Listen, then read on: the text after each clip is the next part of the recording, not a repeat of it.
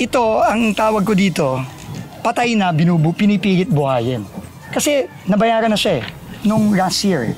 Sabi dito ng DPWH, 100% completed nito last year. Patay na binubuhay. Ganito inilarawan ni DPWH Secretary Vince Dizon ang flood control project na ininspeksyon niya kanina sa Barangay Sipat, Plaridel, Bulacan. Yung kapal ng mukha na babalik dito, tapos pipilit buhayin yung patay dito na magmamadali, tapos talagang brazen. Kahayupan talaga nitong mga taon to.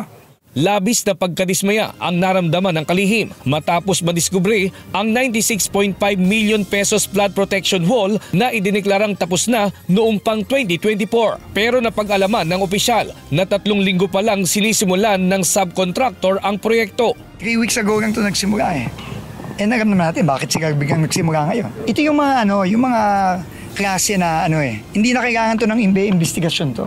Klarong-klaro to Sa inspeksyon, nakita ng kalihim na malambot pa at substandard ang ginamit na materyales sa proyekto. Napag-alaman din ng kalihim na ang natuklasang flood control project ay hawak ng Wawaw Builders na kasama sa 15 construction firm na tinukoy ng Pangulo na sangkot sa mga maanumalyang proyekto.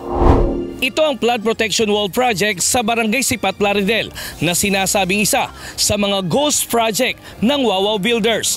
Ayon sa dokumento, completed na raw ito noong 2024. Pero sa natuklasan ni DPWH Secretary Vince Dizon, 3 linggo pa lang itong ginagawa. Makikita nyo sa aking likuran na halos 150 meter na river wall na dapat gawin dito. Sabi ng subcontractor, nasa 70% ang nagagawa nila na nagkakahalaga ng 700,000 pesos. Pero sa sobrang liit nito, kumpara sa 9.5 million na nakuha ng Wawaw Builders mula sa proyekto. At dahil sa sunod-sunod na natutuklasang mga maanumalyang flood control project, pinatawa na ng lifetime blacklisting o hindi na pahihintulutan ng Department of Public Works and Highways na makasali sa anumang proyekto ng gobyerno ang Wawaw Builders at Sims Construction na kasama sa mga kontraktor ng mga sinasabing ghost flood control project. Itong mga binisita ng ating Pangulo, i-a-action na natin yan. Kasi yan mga klarong-klarong substandard sa Bulusan tsaka sa Frances at yung sa PL sa Baliwag, ghost yun. So yung Sims, perpetual ban na yan. Magre-recommend na tayo ng kaso dyan sa DOJ. Yung Wawaw, perpetual ban na yan, magre-recommend na tayo ng kaso sa DOJ. Pero bukod sa mga kontratista, nais ding papanagutin ng DPWH ang ilang opisyal ng ahensya na pumirma at nag-aproba sa completion ng proyekto. Kabilang dito si DPWH Regional Director Henry Alcantara na tinanggal na rin ng kalihim sa serbisyo at planong sampahan ng reklamo. Today, I'm going to announce, number 1, Henry Alcantara effective today is dismissed from the...